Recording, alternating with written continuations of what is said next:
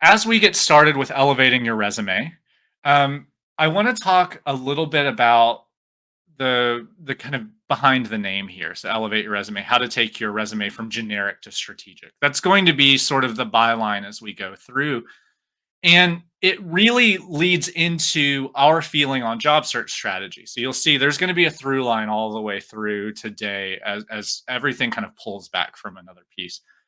Because even though you saw at the beginning of the day that we consider this really a roadmap, the thing is, it's a roadmap where you're going back and forth a bit as you're going through.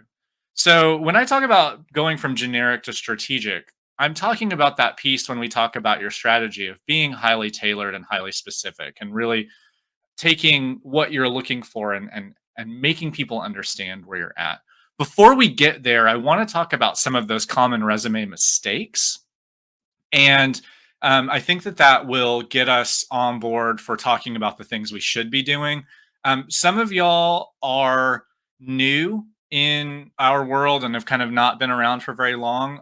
Some of you potentially found out about us because of our, boot camp contest, so to speak. So you may not have any of our free materials. One thing I would recommend for you guys to do is grab our resume guide from our website. Send it to success.com/resume. And it goes through some of these mistakes as well, and it goes through more of them. So if you don't have that, grab it at another time. We can stay focused on this, but grab it later. So the three big mistakes that I see, and I'm gonna take this into I language a lot of the time because for those of you who don't know, I hire for my position, and I also teach hiring to new supervisors at my organization and for other organizations. So one of the things that made me want to do this is actually I'd like to work for the good guys and get them jobs instead of working for the bad guys on how to tell people no. Right. So these are the things that I see all the time when I am looking at resumes. They come in too generic. When I see a resume for a person that looks like they could do any job, it doesn't send the message that you'd think it would. So I think in a lot of folks' minds, when they make their resume, especially when you're coming from a kind of job like education, like you did and like I did, and like some of you all did, um, you feel like you can only do everything because it's true. Because you can only do everything because you were an island of one. And it's the same thing for a lot of other folks that we work with. If you're a nurse, if you're a store manager, that sort of thing, you didn't have a whole team, so you did everything. Well, when you make your resume that shows that you can only do everything, it's very difficult to know what you're really great at. And so we'll talk a little bit about how to go from less strategic to or less generic to more strategic as we go through. But I want you guys to keep that in your focus and in the back of your head. The next piece is a wall of text. And what I mean by that is when there's a million bullets, or even worse, there are no bullets and it's giant paragraphs.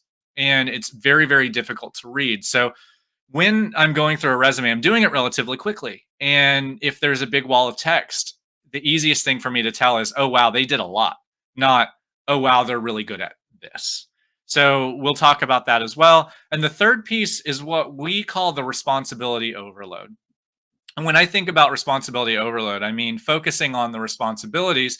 The problem with that is that when you are focusing on your responsibilities, um, you will run into a place where those responsibilities change every time you go to a new position, but the impacts that you make don't. And we'll talk about that as we go through. So, when we take a resume from generic to strategic, what we are doing is essentially saying that I'm great for this position, not I'm great for any position in your area. What you're going to do in this case, and it does take a lot of practice, and it takes a lot of kind of retailoring your brain a little bit. But what you're going to do here is you're going to use job advertisements to your advantage. So rather than trying to make up the action verbs, make up the things that they're looking for, and say, well, project managers need to be really good at Strategy. Well, they will tell you exactly what you need to be really good at. And you are going to feel like you are plagiarizing by taking the things that they said they need and putting those into your resume, describing the things that you've done. And that's the piece that's the through line today as we go through. It's a lot about taking the thing they say they need, almost word for word, and describing the thing you've done in their language. Wall of text resumes need to become concise resumes. Make use of bullets. Bullets are your friends. So when the human being reads, we've got a literacy coach and literacy educator on the call today. So I feel a little bit intimidated to talk about this piece, but I will do so anyway. When we read, we do certain things. The human brain, when we're talking about English, is trained to go left to right, up to down, and it's trained to be grabbed by certain things. It's trained to be grabbed by headings. It's trained to be grabbed by changes in font structure, bold, italics, that sort of thing. And what we're really doing to a person when we write a good resume or a good sales document or a good short document that gets someone to do something is we are manipulating their eyes to look at the things we want.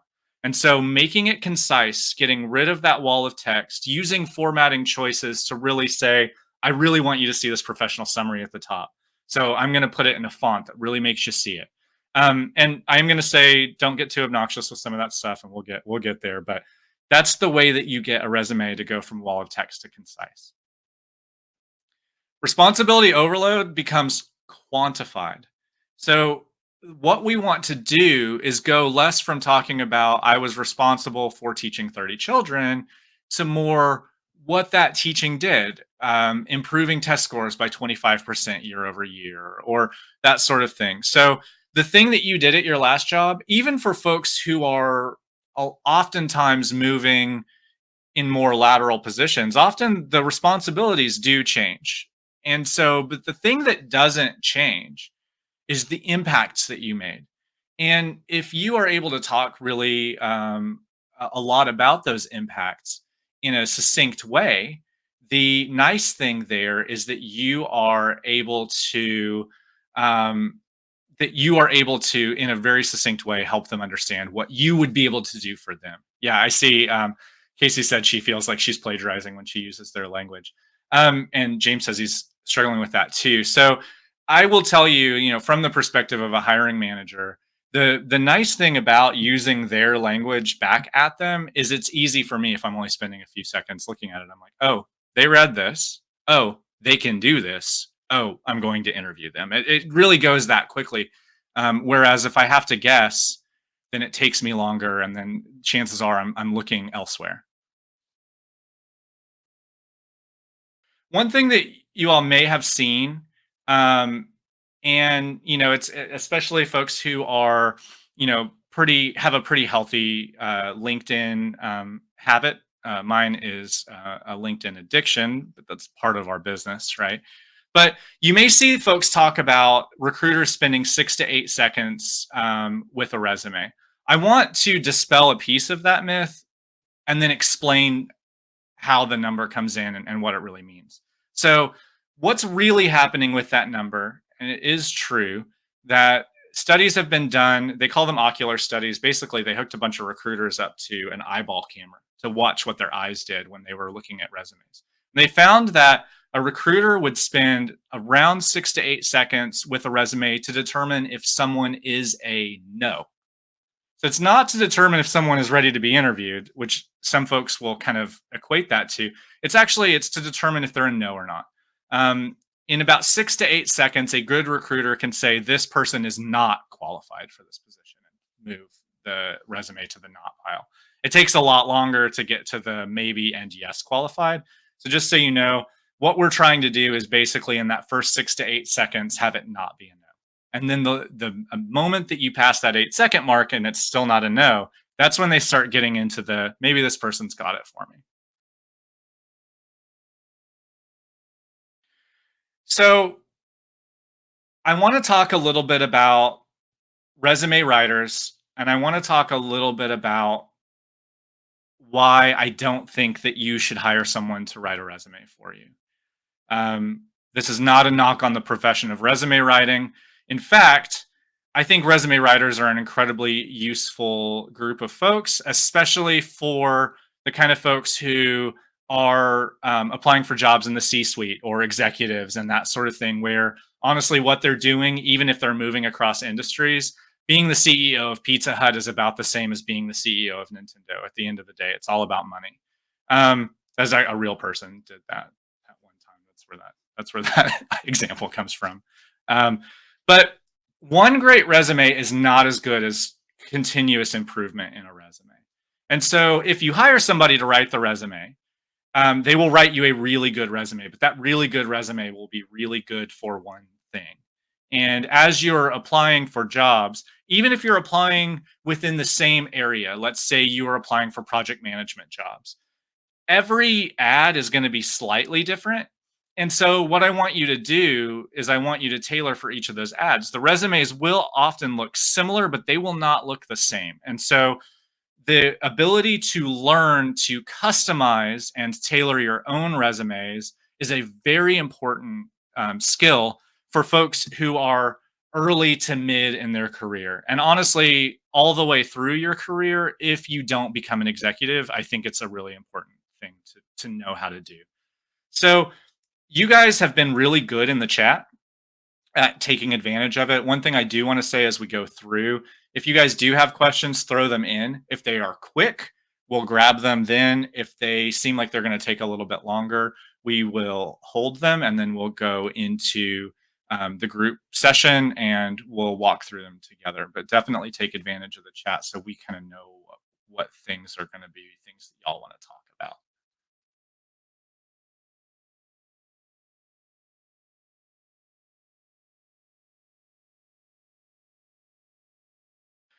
So, one thing that I want to make sure that you are doing is research.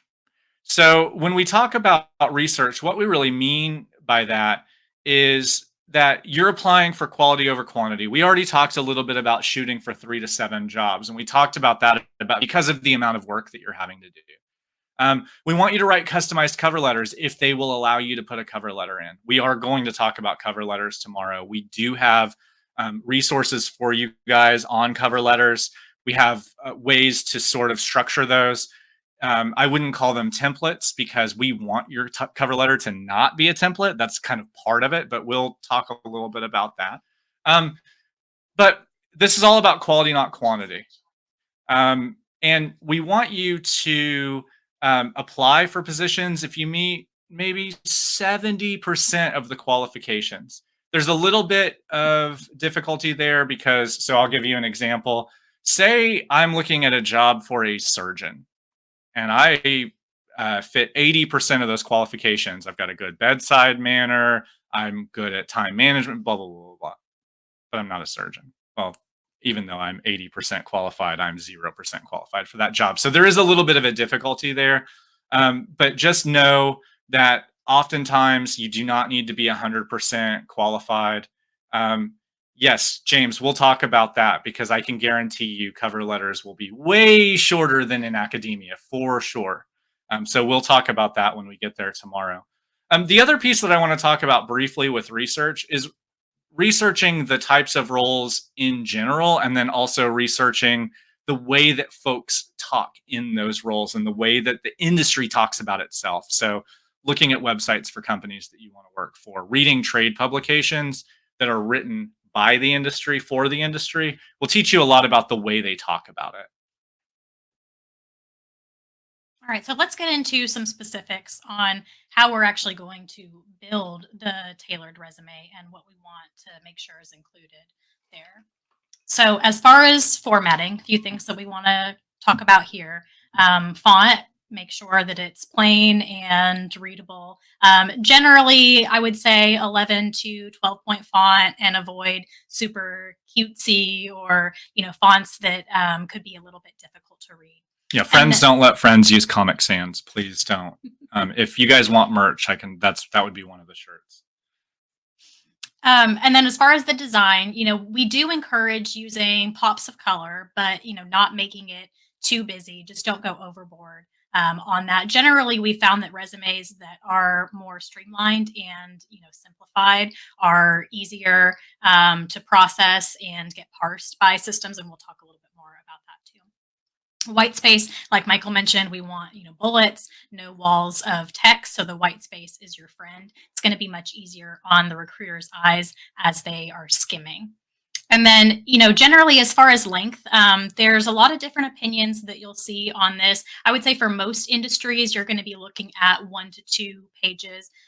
Some folks will say 1 page if you have less than 10 years of experience, which can generally be good guidance. But depending on the industry, yours may be a little bit longer, or depending on the experience that you have specifically. And so that's something that we get into when we work with folks individually, is how long that it should be for their specific experience, because sometimes education ones, as you guys know, tend to have longer resumes. Folks who are looking for higher level jobs tend to be a little bit longer, but generally for corporate resumes, or for a lot of you'll want to keep it short and sweet, and you want to focus on what's most relevant for your experience. So if a bullet is not really relevant to the job that you're applying for, then it doesn't need to be included.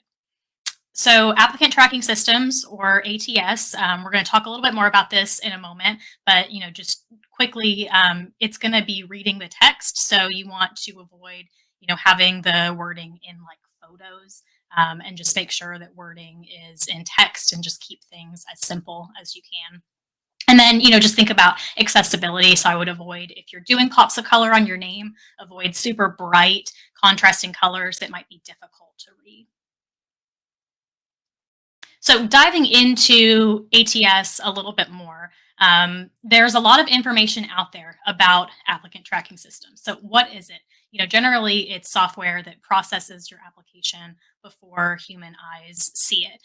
Most companies are using applicant tracking systems, but there are different, more sophisticated ones out there. And a lot of companies, generally smaller companies, or ones, that don't have a huge budget, are probably not using a super sophisticated ATS. If you have a more sophisticated one, the company might rank your resume when compared to the job advertisement. So for example, they'll show, oh, this resume is like an 85% match compared to the job advertisement.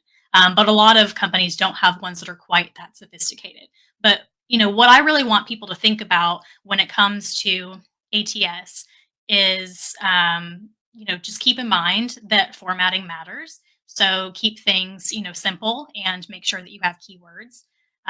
It can have trouble reading some tables or photos.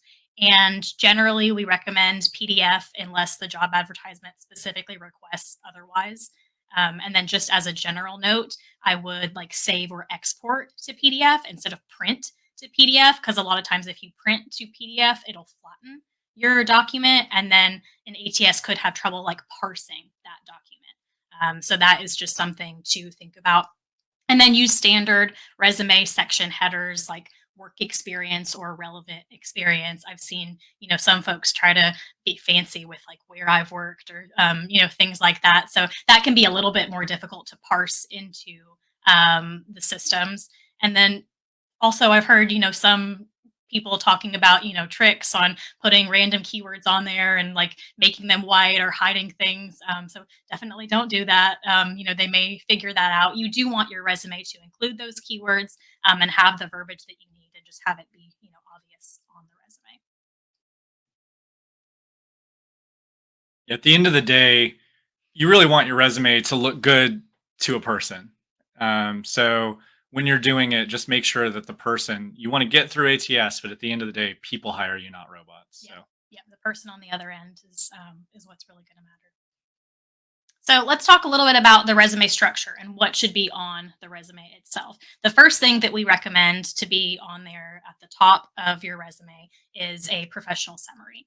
And this is really less about you, but more about what you can do for the company. So, some of you may have seen an objective statement. If you're old school, my objective is to obtain a job with X, company. So this is kind of flipping that, where it's really showing them what you can do. And we have a formula that we like to use with our clients if they don't have a professional summary to think about how to put this together. So it's a 3 sentence formula that you can think about with, what how you're going to describe yourself on your resume. So it talks about sentence 1, who you are or what you specialize in. Sentence 2, highlighting like one major skill or accomplishment that's relevant to the job, and then a couple different ways that you can go with the third sentence. You could talk about how you're going to utilize these skills to bring value to the company, or maybe how you want to further your expertise in a skill if this is an area that's maybe a little bit outside of your realm, but you're excited about a challenge that this position brings. So let's dissect some examples and see what this actually looks like.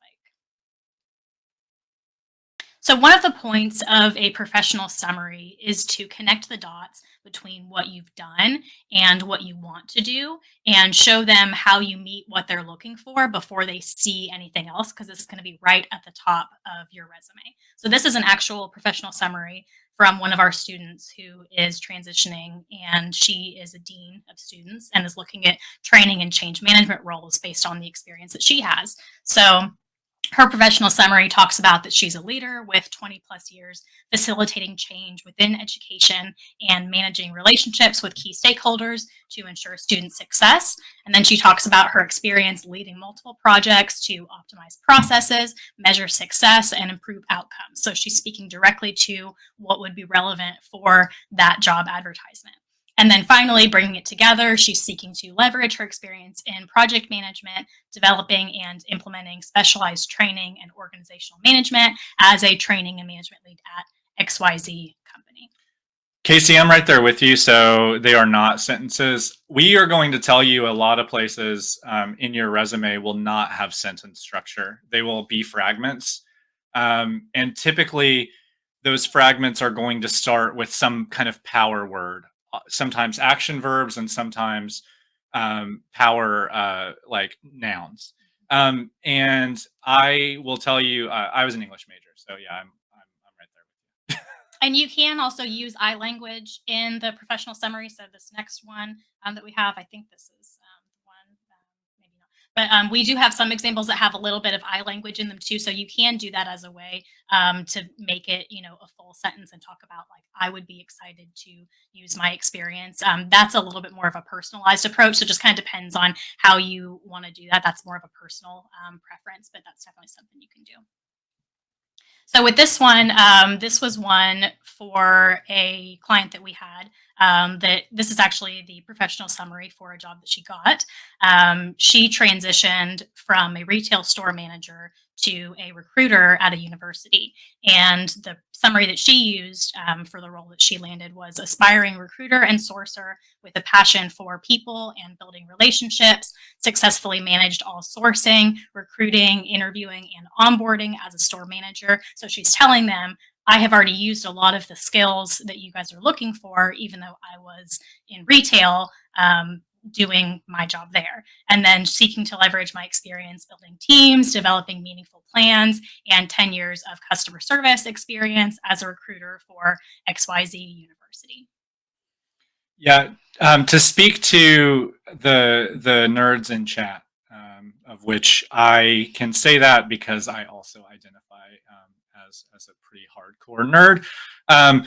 When you think about the English language, in English, it's subject, verb, object, right? Most of the time. In resume-ish, if we're going to talk about resumes as a language in and of itself, the verb and the object are much more important than the subject. So we're going to talk a lot more about leading with verbs and using those verbs to explain the object piece. For those of you guys who are not nerds, what I will say there is the template starts with a lot of power words and then uses those power words to describe the things you've done or the things you can do. And that's the piece there. All right, so I got one more example to show you guys. So this is actually one that is my professional summary, or what I would have used if I knew about professional summaries when I applied for the business analyst role 3 years ago when I started at my current company. So I was in government and transitioning into a business analyst role. So it talks about a public sector professional with 4 years of experience analyzing data and trends to support customer experience, because I knew that the analytics was important for this role. Proven track record of solving problems and managing a high volume workload, seeking to advance my analytical skills. I would be excited by the challenge to grow as a senior business analyst. So this is an example of using like maybe that second option, where I know that this was maybe a challenging role to move into because I did not have data or BA experience specifically, but I had things that I could kind of tangentially relate. And she did use an I there.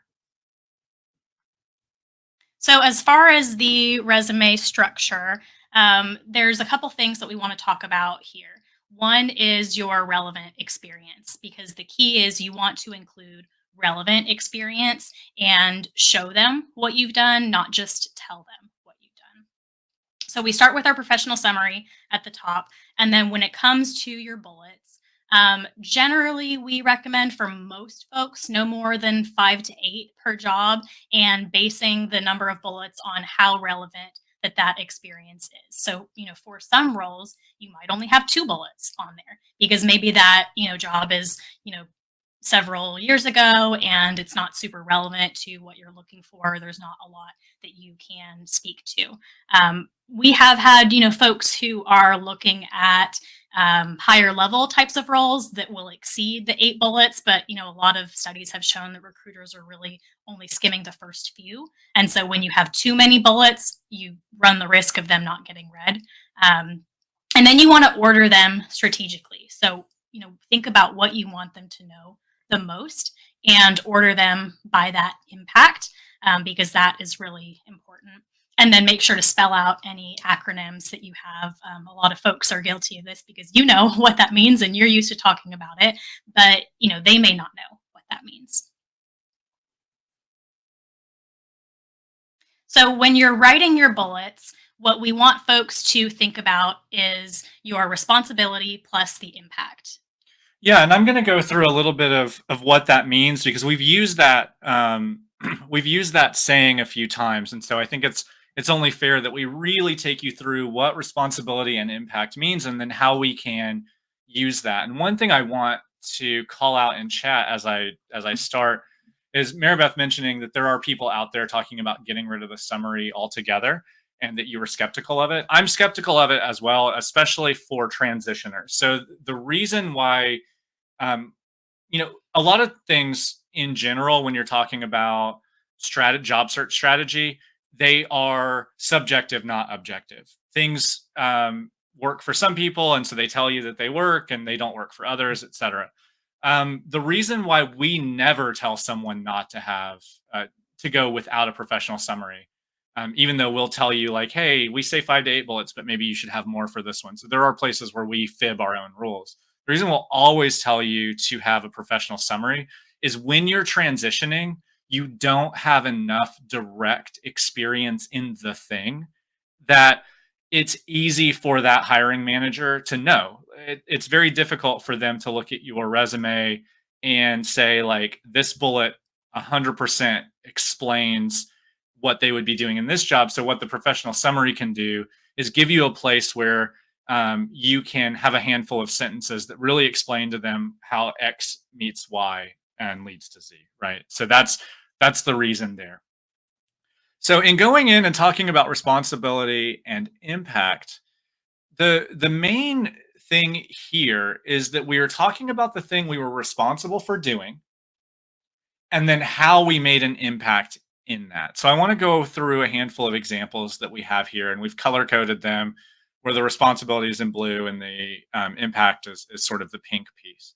Recruited and onboarded 150 plus candidates into their ideal roles by reaching out to prospects and qualifying candidates. So in that, if we wouldn't have that 150 plus candidates, we wouldn't be adding in information about quantity, right? And so by quantifying that, that person can show, I did this for a lot of folks, right? Maintains above 99.9% accuracy on checked prescriptions. That's a real one from a pharmacist that we worked with. That's incredibly impressive. We don't want inaccuracies on our checked prescriptions. That leads to It's a Wonderful Life and all of those things, for those fans of Christmas movies. Um, Plans and executes logistics for live webcasts via Zoom to over 200 participants monthly. This was someone that we were working with who ran online trainings.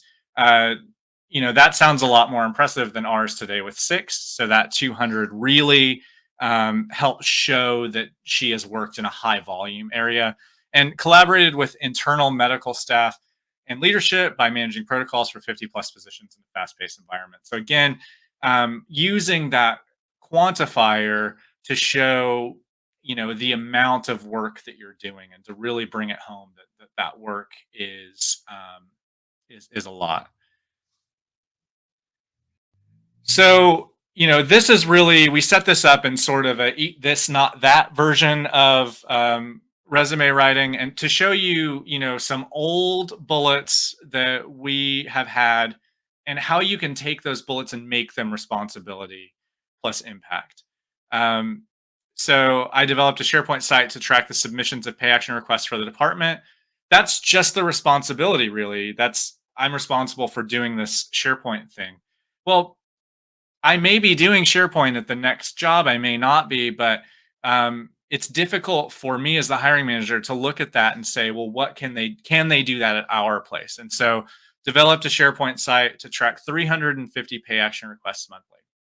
So I've now taken that bullet, I've made it smaller, I've quantified it, and I've also made it more specific, so it was easier to tell.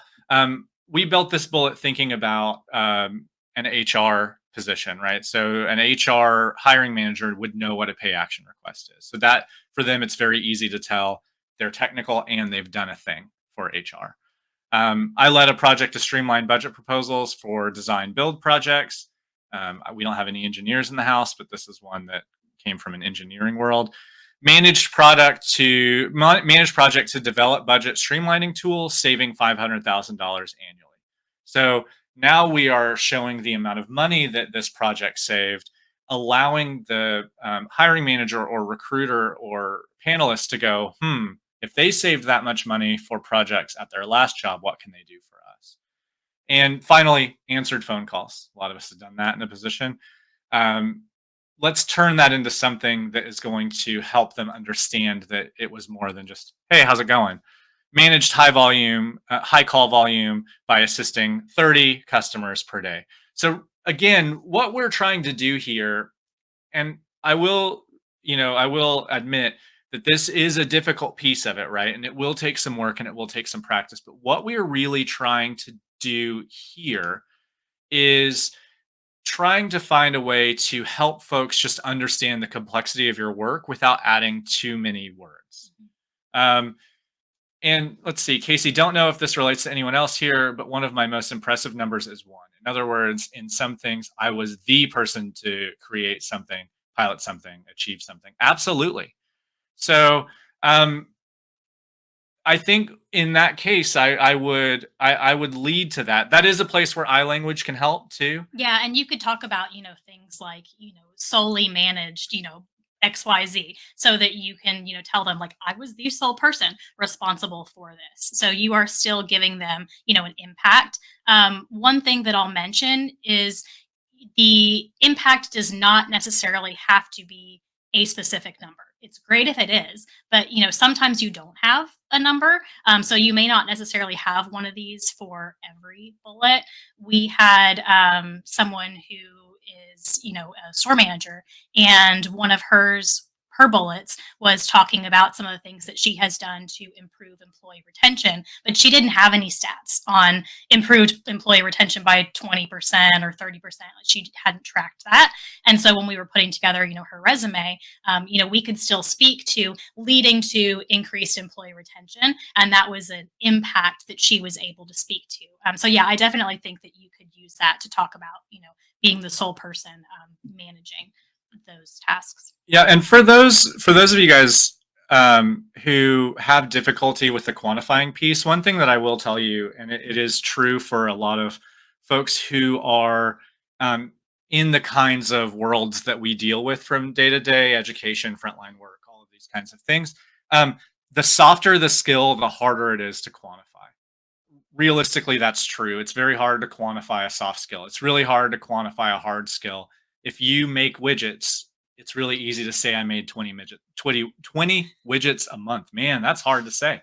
But if you are improving the lives of children by X, Y, and Z, it's hard to quantify that. So you just want to be specific where you can, and do what you can in the place. So we did mention power words. We recommend starting each bullet with a power word, not starting them with I or me or responsible for, because those tend to be filler words when you're going through. And you want to make sure that you don't sound too vague. So words like uniquely qualified, that's difficult. Self-starter, effective. Everybody says these things. So one thing that you can do is Google Power Words. Also, we've put together a word cloud of power words that we see working really well. All right. So that takes care of, some of the bullets that you want to talk about with having your responsibility plus your impact and, making sure that you're strategic about the order and how many bullets that you have. So some other sections that you're going to have on your resume, the education section, for most people, this is going to go after your experience. For folks who might be like a recent graduate with not much experience, or if your degree speaks more strongly to the role than your experience does, then you can place this section first. So these sections you're also going to order strategically. So for example, for folks that might be in retail, but you had like an MBA and wanted to move into a more business type of role, then that would be a case where it might make sense to put the education up first. And you can keep this simple. You can highlight, major awards or honor societies, but like they don't need to know every club that you were a part of. Don't overcomplicate it here. For the skills section, so we definitely want you to have a skills section. I would focus more on hard skills, but you can have some soft skills in this section. Generally, you want, when you can, to bring your soft skills to life in your experience bullets, where you're talking about the responsibility plus the impact. So those are generally more impactful to have in your bullets than in the skills. But generally, I would keep the skills, relatively short. We don't have to list every skill, but you want them to be relevant. So I would review the job description and base your skills on that. And also make sure to include any skills that they specifically ask for. Like if they mention Google Docs or they mention Excel, making sure to bring those into your skills section as well.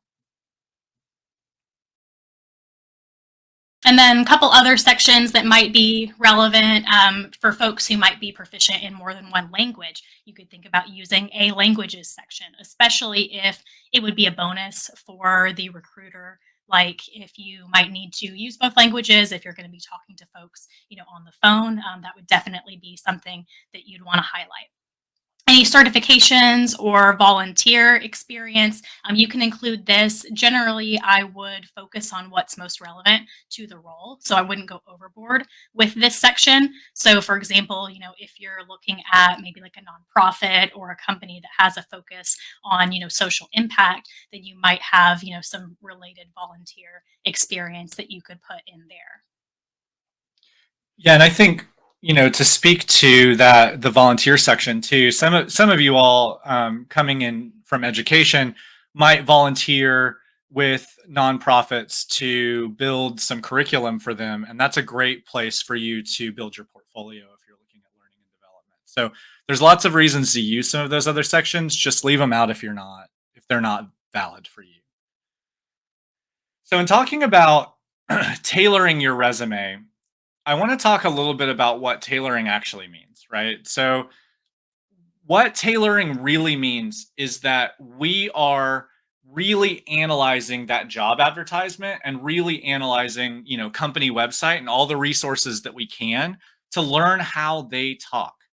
The best thing that you can do to tailor a resume is learn how the industry you want to go into speaks, and speak like that even about your old industry.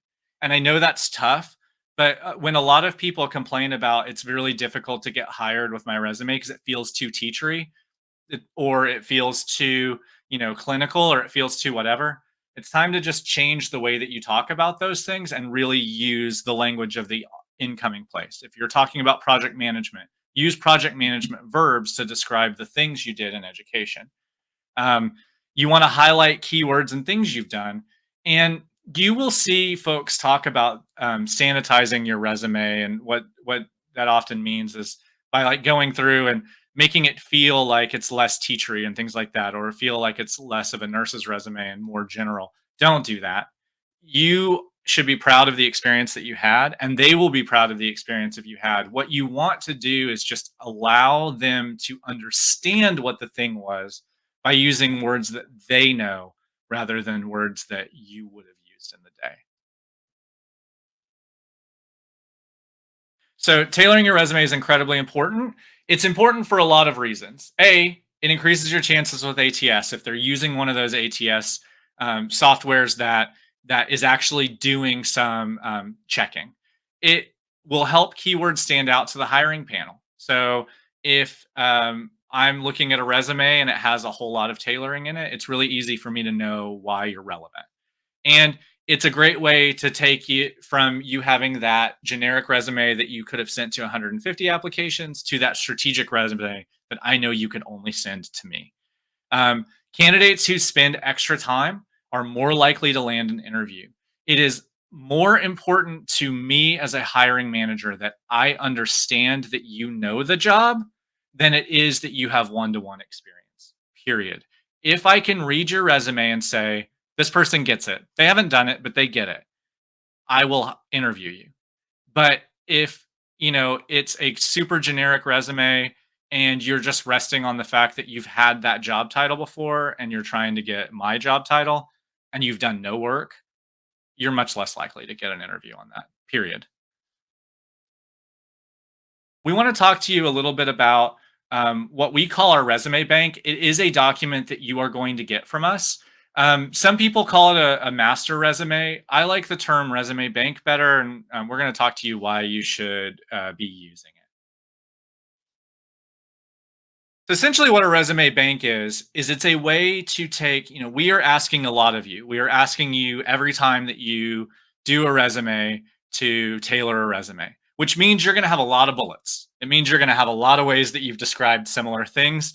And it means that if you don't keep these in one place, you're going to be going like, well, I think I had a bullet on this one on that job I applied to 3 jobs ago or 10 jobs ago or 12 jobs ago, right? That can be really kind of a pain. So we developed a tool, the one that we developed, and you can feel free to use it or use a different way if you like it better. But we developed a Google sheet, so an Excel sheet essentially, where you can store everything. So you can store all of your responsibilities and achievements. You can pull the bullets that are most relevant to tailor your resume. So the idea would be you've got this resume bank and you can make withdrawals from that resume bank to put it in your new resume so that it's very quick and easy for you to move from having a generic resume to a strategic resume. It will allow you to apply for jobs more efficiently, and it allows you to continue personalizing. So I'm going to hand it over to Rebecca. She's going to show you a little bit about doing resumes, about improving resumes, and then show off our bank. And I'm going to pull the presentation down so that she can get that ready. Yeah, so what we want you to think about with the resume bank is, this is going to store all of your different responsibilities and accomplishments for various jobs. And then you're going to use that to pull information. So that way, when you are applying for something, you can more easily grab what you need. And we've even had folks, make different versions of it for different types of jobs as well, so that you can more easily tailor for different roles. Okay. You ready for me to show? Yeah. Okay, perfect.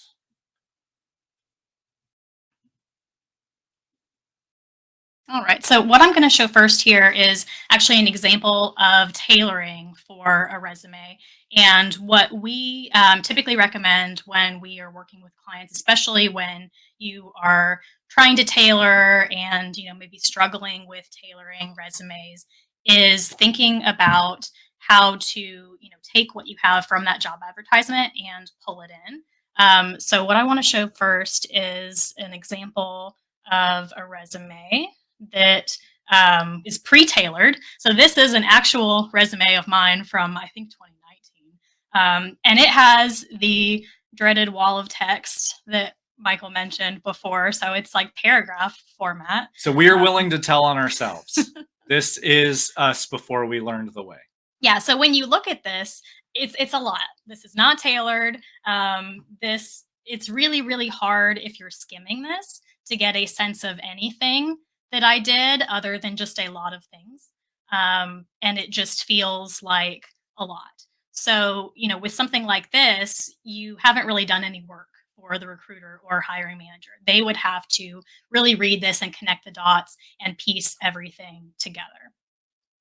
So with the same type of resume, if I wanted to take this and make this more strategic instead of the generic one, and I wanted to tailor it for a specific role, what we did is took the business analyst job that I got 3 years ago and used the job description for that. And this is the actual job description for that role and highlighted. And so this is something that we, tell our clients to do when you are working on tailoring is go through the job advertisement and start highlighting things that you may have done or even things that you've kind of done, things that you have tangentially done that you might be able to speak to. So I could go through this and say, okay, well, I've done things to, support customer experience. I've done things with data, even though I haven't been a, business analyst prior to this role. I've done things with, compliance and, testing in systems. So, you may not have as much highlighting. You definitely won't have, every piece highlighted. If you do, you may be overqualified for that role. But you want to go through and start, highlighting on that job description some of the pieces that you think that you could speak to, especially any specific skills that I might want to mention, like Office. I hadn't used, SQL or any technical, tools at the time, but maybe some other reporting tools. I had problem solving skills, maybe some project management skills. So I was highlighting that. And then once you have that done, then what you want to do is go through and use what you've highlighted to create some tailored bullets for that job. So I'll show you an example of what it might look like to really take the old resume that had all the text and turn it into something that's tailored for this role. So I highlighted things on here that I would have pulled from that job description. Things like analyzing data and trends and how I used that to support customer experience, or provide recommendations for improvement because that's something that's relevant to this role. Bring in the compliance piece in a couple of different places. I'm sorry, guys. So you can see, looking at this, there is a highlighted piece on almost every bullet because I have tailored it so much that almost every bullet has something that is related to that job description. And so when you're going through and doing a similar, type of exercise, you want to use, like we talked about, their verbiage as much as possible, but then use that to describe and quantify what you did and really bring that in as much as you can. This is a relatively short, one-page resume, but it's really focused for this specific role. So drop in the chat if you guys have any questions on that. And the last piece that we want to talk about is the resume bank. So we mentioned that we had a template that we're going to share with you guys. And this is a way, not the only way, but one way, if you don't have something like a master resume, that you can use to store all of your job bullets. So we have a tab with professional summary where you can put in your different professional summary examples, and then some tabs with your job history, and you can put your different bullets here and store your responsibility and impact statements. Same with education, certifications, skills, and kind of going along the way here. So you can use this if you'd like to keep it. Like we talked about, we have had clients who have even made like a copy of the job history tab to make different versions. Like maybe I'll make a training tab that has all my training bullets, and then maybe I'll make a tab that has, some of my more, operational bullets. And so you can use that as well to really tailor it. And then it's storing everything so that when you do go to tailor, it shouldn't be as intensive of a process because you won't need to rewrite bullets every time. You may already have some that you could pull from the bank. Yeah, very good. Um, like Rebecca said, you will get instructions on um, how to download this. You'll save a copy from our sheet. We have found really that people who embrace the idea of using the bank, it becomes a way easier way to just manage your life, because I see people on the chat saying that they've rewritten so many times, right? It of course that's just going to be how that's going to go, because you remember like, oh, I've done this similar job and that sort of thing. So um take a look at this, use it, reach out to us if it's something that you have questions on when you're using it. And yeah, so I we hope that that's something that works for you, because it has really been kind of a game changer for us and for our clients as well.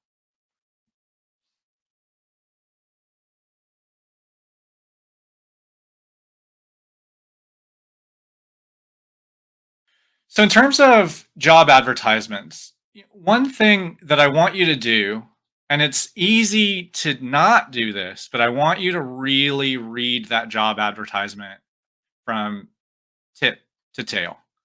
The entire thing, even the pieces that don't necessarily feel like they're about the job, because there are a lot of pieces on there that are sort of like, oh, this is about the company, or oh, this is this.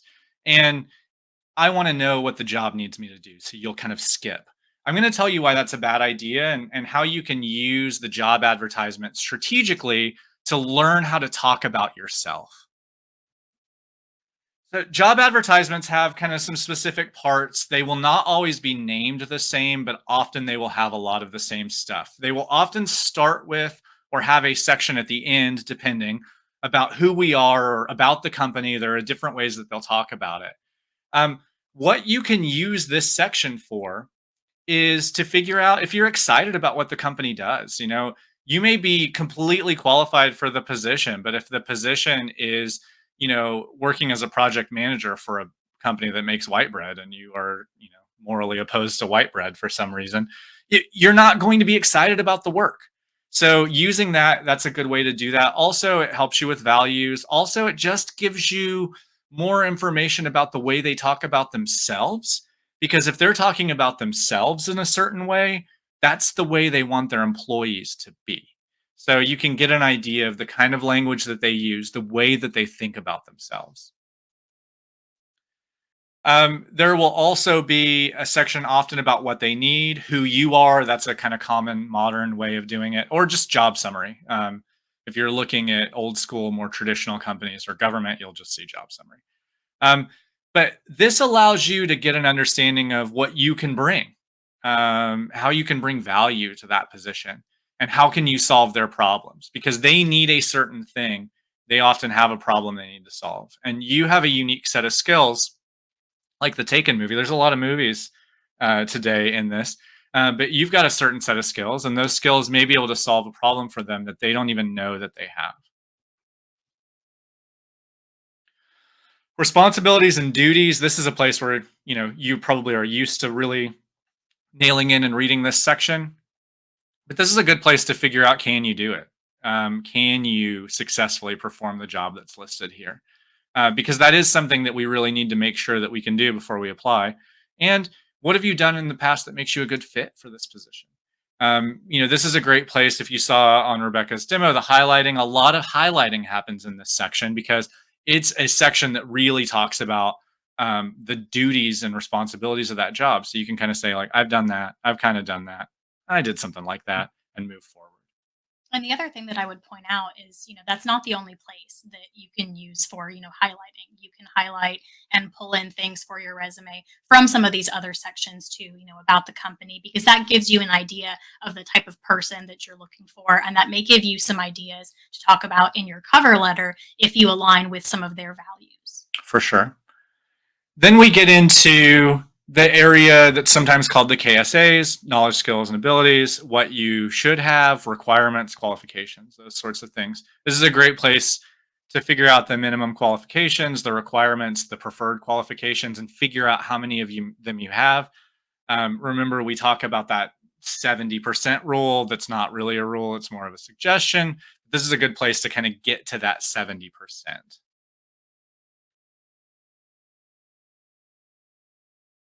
So a few tips, in talking about applying in general. And I know y'all were hitting that dreaded time where we said that we'd be done. We're almost done with slides, so we'll just keep trucking through, and then we'll figure out what we need to do from there. When you are applying, review your resume and your job application and everything else before submitting.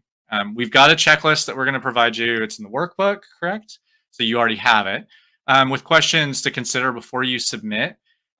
Really do a good job of reviewing these. You have no idea how many cover letters I get that are addressed to the wrong person or for the wrong job and that sort of thing, because it's easy to make that mistake. So spend some time doing your review and you will be happier for it. Follow the instructions and provide everything that they request. If they request, a work sample, make sure that you've read about it. If they request not to give a cover letter, make sure you don't. Do what they ask you to do, because sometimes that can be an instant disqualification. Yeah, it seems obvious, but I can't tell you how many folks miss things that are pretty obvious just because they miss reading the job description fully. And you're excited, so you want to get the job application in as quickly as possible. I will tell you, in a lot of circumstances, by the way, the difference between getting the job in an hour or in 3 hours because you took a little bit more time to get everything done is not going to be a marked difference for that hiring manager. They're not really going to notice the difference. So spend the time that you need to within reason to make sure that you get this thing right. If it is an old school traditional company, government does this a lot. There are qualifying questions that will come alongside it. Have you done this? Have you done this? Don't just put "see resume," because what I'm going to tell you is see my rejection letter the moment that I see that. Because what it tells me is that you're not willing to put in that extra effort to answer the specific questions that I needed that were completely reasonable to find out if you can do the job. So things like "see resume," never do that. Just answer the question. You can answer the question and say there's more detail in the resume if it's a short answer block, but don't just put "see resume." When you're applying, use keywords on the application if there's a job app, just like you do on the resume, because that's often the first thing that someone looks at if there's an application component. So just make sure that it's easy for them to connect the dots, just like you did with your resume. And we recommend a cover letter. You're gonna see all worlds of this. You're gonna see folks who say cover letters are a waste of time. You're gonna see folks who say, I always provide a cover letter, and anything in between. We are gonna tell you that if there's a place for it, if you are able to do it, do it. Because, and we'll talk more about them, so I'm not gonna go through everything on them, but the worst thing that can happen if you provide a cover letter is they don't read it. And that's fine. The best thing that can happen is they read it and they fall in love with you. And I know that there's a lot of frustration with, filling out a job application and having to put everything that you just had on your tailored resume and basically putting the same thing. We don't love that either.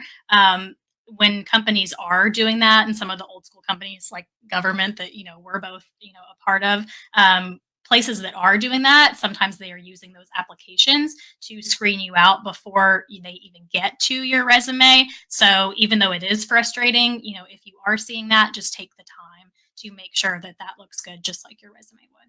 Yeah, chances are they have an old school ATS, and their ATS doesn't parse documents, it parses those questions. So make sure that you're putting as much time in that application as you can. And less people apply to jobs that have job apps, so you may be better off because people get frustrated and they don't apply for them. So the dreaded follow up. You've applied for a job, it's been a couple of weeks, and you want to find out what happened. Um, LinkedIn is a great tool to look for hiring managers, job contacts, recruiters. It's a great place to do that. Sometimes that information is on the advertisement itself, sometimes it's not. You can also message other employees to find contact information. I mean, one thing I will tell you during the follow up is if it's difficult to find the person, there may be a reason for it. They may not be trying to do a lot of that. So don't be discouraged if you're not able to connect to them, but it doesn't hurt to try. And when you do talk to that contact, when you are able to reach out to a contact, be very specific because, like in my situation, I have an admin assistant who runs all of the positions in my entire department. And so that contact really isn't an expert, they're just the contact. So you want to be very specific and tell them what position you applied for, why you'd be a good fit, and ask who you would need to work with and what you can discuss further. That way, if the contact is not the real subject matter expert, they can quickly and easily say, "Oh, this is the position. This is Mike's position. I'll ship that over to him and get it going."